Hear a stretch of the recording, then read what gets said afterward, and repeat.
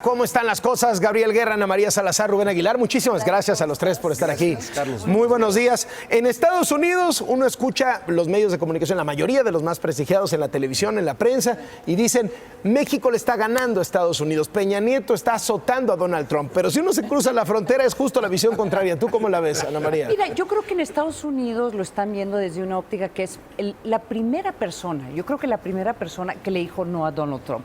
Y eso, como quiera que sean los medios de comunicación, en el contexto histórico tiene muchísimo valor. Ahora, viéndolo desde la óptica mexicana, la gran interrogante es, bueno, le dijo no a Donald Trump y ¿qué le dio? Le dio un poco de tiempo, le dio un poco de espacio para crear algún apoyo popular alrededor del presidente, no necesariamente alrededor de la estrategia, pero es todo. Aquí la gran interrogante es, sí, fue el primero que le dijo no a Donald Trump y ahora, ¿qué sigue? ¿Quién va ganando, Rubén Aguilar? ¿Quién va ganando? Pienso que en este momento empate técnico, aunque el presidente Donald Trump va cayendo puntos, es el presidente en un periodo, en unos días que más ha caído en la historia de los Estados Unidos. Y el presidente, puntos de popularidad, digamos, ¿no? Sí, de popularidad. Y el presidente Peña Nieto, aunque sigue manteniendo altos niveles de no aceptación a nivel, en el punto específico de la relación con los Estados Unidos, creció unos puntos, trae como el 56, 60% de que lo está manejando bien. Que lo está manejando bien. En ese sentido, pues yo pienso uno cae y el otro crece, pero no veo victoria clara de ningún lado. Gabriel. Mira, más allá de los puntos de popularidad que señala Rubén acertadamente, es la primera vez en muchos años, Carlos, que yo veo a los medios internacionales, no solo los de Estados Unidos, hablando bien de México y hablando bien del presidente de México, sea quien sea el presidente. Sí. Hubo una pequeña oleada muy positiva en el cambio de Calderón a Peña, primero hablando... Con el tema de la reforma, sobre todo, ¿no? Incluso un poco antes, una portada muy famosa del Economist hablando de cómo México tomaba vuelo, finalmente antes del cambio de administración. Entonces, ahí tuvimos un periodo como de un año de gracia, pero medios europeos, medios estadounidenses, medios asiáticos, ahora elogiando a Peña, señalando esto que decía Ana María y que decía Rubén, acerca de cómo le ganó a Trump. Y mucha solidaridad con México, eso es muy curioso. Y aquí adentro, yo creo que tenemos un desfase muy importante. Por un lado, toda la discusión y el debate político, de quién trata de sacar puntos y quién no, y después un sentido totalmente equívoco de la unidad. Sí. Vamos ahorita a lo de la unidad, porque también hay que recoger eso, es decir, cómo se da la unidad dentro de la crítica, porque también hay muchísima crítica a la estrategia del gobierno. Pero antes, a un tipo como Donald Trump, cuando prende la tele y está viendo México, el chiquito de la relación, el débil, te está batiendo, ¿cómo reacciona un hombre así? O sea, ¿se va a poner todavía más duro? ¿Es un discurso que no le conviene a México que esté circulando en los medios estadounidenses? Es que todo depende y todavía yo creo que hay un debate, aunque muy pequeño, si Donald Trump está gobernando con las hormonas o en verdad hay una estrategia de negociación detrás de eso. No se sabe. O sea, asumamos que sí hay una estrategia de negociación. ¿Por qué a lo mejor asumimos que son puras hormonas? Bueno, mira, pero aún siendo puras hormonas, aquí el tema es, si son puras hormonas, el siguiente paso de Donald Trump va a ser, después de haberle golpeado a Canadá, después de haberle golpeado a Europa, también ya se fue contra Alemania, ya se está yendo contra China. O sea, después de golpear a todos estos países, la gran interrogante es, ¿regresa a México a qué?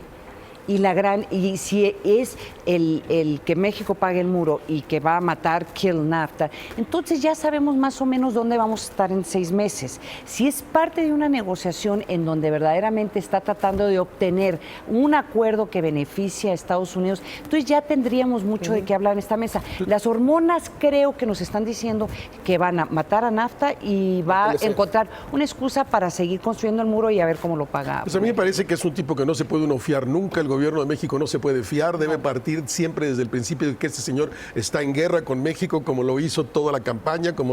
¿Sí? Dos, me parece que en aquel programa hace 3, 4 días, Joaquín López Dóriga citaba ese texto de Donald Trump diciendo: a los débiles los aplasto, con los fuertes negocio. Bueno, pues ahí está la política para el gobierno de México. Cualquier posición de debilidad del gobierno de México será aplastado misericordiamente por este tipo. Entonces, todo el tiempo tenemos que demostrar el gobierno de México fuerza, mucha fuerza. Mira, yo creo que hay que tener una estrategia inteligente para empezar. Vamos a la estrategia, Gabriel, entonces. La estrategia se llama Luis Videgaray. Está clarísimo, te lo dicen todos en el gobierno federal.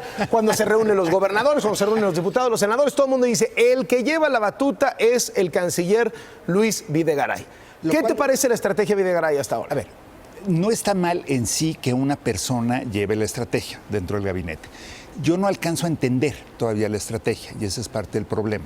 Es decir, por supuesto hay que mantener el diálogo. Por supuesto no te puedes levantar de la mesa en un berrinche, aventar la taza y decir, no, vuelvo a hablar con ustedes. Eso no hace sentido, ¿no? Entonces, quienes llaman a eso, creo que olvidan cuál es la mecánica de las relaciones entre los países. Tienes que seguir hablando, tienes que seguir negociando todo el tiempo, pero no solo ahorita. O sea, tienes que cancelar una visita y agendar una llamada. Exacto. Tienes ¿Entonces lo está haciendo bien? Mira, yo creo que el problema es que yo no estoy viendo una meta final. O sea, si la meta final es rescatar el TLC, me parece que partimos de una base errónea, porque tú no puedes llegar a una mesa de negociación con un punto que te mata automáticamente. Y yo creo que el TLC es muy importante, pero tampoco es el fin del mundo. Si nos saliéramos o se salieran ellos del TLC, al final habrá muchas cosas a partir de las cuales se pueda construir. Pero sí nos pega, ¿no? Bueno, claro, pero no nos mata. A ver, hay que poner en contexto, es la primera semana de Donald Trump. Es la primera semana. Y yo creo que lo que ganó el presidente, y en cierta forma, esta estrategia, aquí el presidente mexicano y Videgaray, fue tiempo. Porque yo sí creo que necesitan mucho tratar de ir posponiendo las negociaciones y las decisiones lo más que se pueda, porque Donald Trump se va a ir desgastando en otras partes del mundo y además le quitas a Donald Trump lo que está buscando, es poder decir, en los primeros 3 meses, construye el muro, México lo está pagando y maté NAFTA. Lo que hay que es detener ese proceso. Entonces, si la estrategia del gobierno, la estrategia de Videgaray es ir ganando tiempo para ir posponiendo estas negociaciones, creo que es inteligente. El problema es que hace 4 días que México, ¿eh? hace 4 días México dejó de ser tema. Dejó de ser tema. Por el tema de los musulmanes y la prohibición del viaje. Yo desde México yo veo 2 cosas. O sea, la política tiene que ser acompañada con la comunicación. Son 2 caras de una misma realidad. Ya no puedes hacer política sin hacer comunicación. Comunicar es gobernar, o gobernar es comunicar, como quieras plantearlo. En ese sentido, a mí me parece que a mí no me queda, como ciudadano, no me queda clara cuál es la estrategia. Si la estrategia es que callar, esconderse, no decir nada, ese acuerdo y el comunicado conjunto México-Estados Unidos, a mí no me gustó, porque queda ahí, lo vamos a regalar todo en lo oscurito, ya no le vamos a decir a nadie nada. Entonces, a mí me parece que se están equivocando, no sé la estrategia y no la puedo criticar porque no la conozco. El día que la conozca podré criticar. Sí conozco su comunicación y me parece, por un lado, que es un error que se esté desgastando el presidente y que sea el presidente el vocero del tema. Lo están mandando cada vez en estas pseudocadenas nacionales. Me parece un gigantesco error. Debe haber un profesional del tema que todos los días salga y diga algo para cómo va el asunto, que lo mantenga, que se proteja el presidente, que solo salga en momentos claves para fijar una posición. Pienso que hace 4 o 5 días están callados, pero que un día que hable al mismo tiempo Guajardo y hable Videgaray me parece un error brutal. Un día se van a contradecir. Requiere haber un portavoz que vaya traduciendo en público cuál es la estrategia diaria y nos vaya enseñando a todos los mexicanos y a los medios y gane el gobierno. El apetito por saber qué está pasando es y que enorme. El gobierno gane su voz en la agenda setting. Aquí, Carlos, hay que, una cosa es la estrategia, otra cosa es la táctica. La estrategia política exterior efectivamente no la conocemos. O sea, no sabemos, está bien, no, el gobierno no necesariamente tiene que publicitarla. Lo que vemos de la táctica hasta ahora... Yo descubro, algunos puntos diáfanos. Claramente están tratando de minimizar el impacto económico de esto. Están tratando de que no se muera el TLC en la medida de las posibilidades, que el dólar no se dispare, pero al costo político interno menor, que muchas veces va a ser alto. Pero eso no es una estrategia, Carlos, con todo respeto. Eso puede ser... A mí ni me diga, yo ni la hice. Yo nomás descubro que hay como que estas reacciones permanentes, porque cuando empieza a subir el costo político en México, se ponen duros.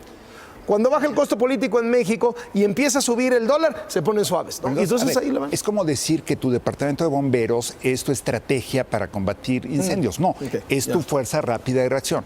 A ver, en la relación con Estados Unidos, insisto, la estrategia ningún gobierno serio sale y da todas sus cartas a conocer. ¿Qué vemos de la táctica? A mí me pareció apresurado decidir aceptar la invitación de Trump a la Casa Blanca. Era demasiado pronto. Sí, no había equipo listo. Bueno, porque lo que te dice el gobierno es, a ver, había una incertidumbre brutal, el dólar estaba arriba, mejor ir, sentarnos y saber de qué se iba a tratar. Y con eso bajó el dólar. O sea, la prueba que el gobierno pone como prueba madre de que lo hicieron bien es, ahí está el dólar que bajó. Yo en esta mesa, platicando contigo y con Rubén, yo dije, y sé que era lo más impopular, una vez aceptada la visita, había que ir. Y ya luego cambió todo Trump con ganas de nada más de descomponernos el programa. Pero el error de origen fue aceptar la visita tan pronto cuando sabes que no hay equipo. Entonces, Videgaray y Guajardo fueron a negociar con segundos, terceros y cuartos niveles, independientemente de que hayan hablado con Jared Kushner, que es muy alto nivel. Pero a ver, no había nadie en Tesoro, no había nadie en... Pero fueron a hablar con los 3 más íntimos de Trump.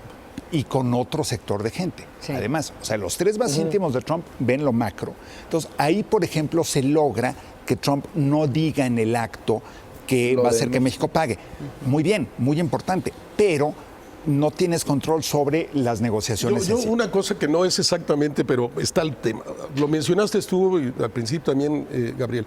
Yo pienso que se da para el gobierno de México un entorno mundial increíble, increíble. Claro. Somos el David contra Goliat.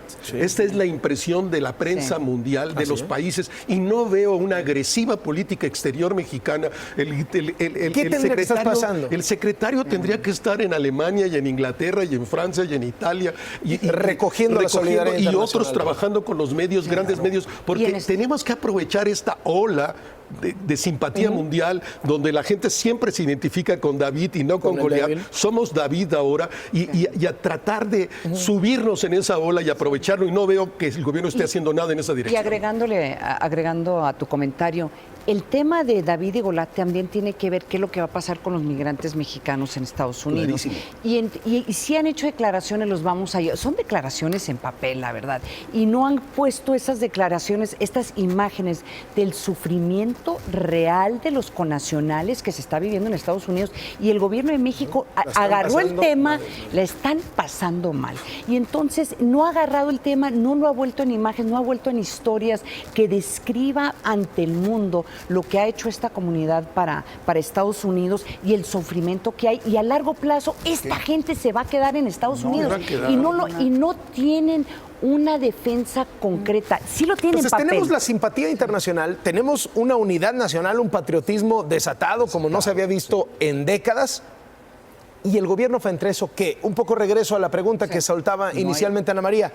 ¿Y luego qué? No hay narrativa, no hay discurso y no hay estrategia de comunicación. Insisto, la estrategia política y diplomática que se la guarden, está bien, pero tienes que tener una estrategia para comunicar, para comunicarle a los paisanos allá. A ver, que digan vamos a desviar 80 millones de dólares o lo que sea a los consulados, conociendo la... Reasignar, porque desviar eso, bueno, eso sucede con mayor frecuencia. Eso, exacto. Bueno, lo extraordinario es que los van a reasignar. La desviada ya sabemos que... Los van a desviar, es decir, a canalizar al lugar correcto, ¿no? Esa es una nueva palabra.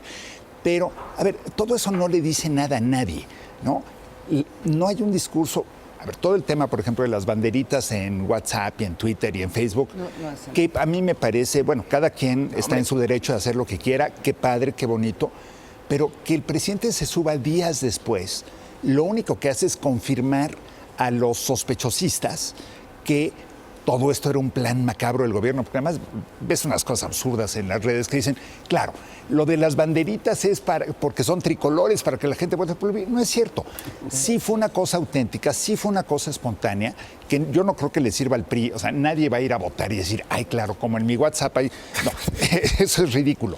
Pero como no hay narrativa del gobierno, entonces pasas de la banderita del 15 de septiembre, pones tu banderita en el coche y te pasas el alto. A ver, momentos desaprovechados por el gobierno en las últimas 48 horas. Cuando surgen todas estas protestas para apoyar a los musulmanes que no van a permitir entrar a Estados Unidos, esas protestas, ¿por qué no estuvieron cuando salió la orden ejecutiva en contra de los indocumentados en Estados Unidos?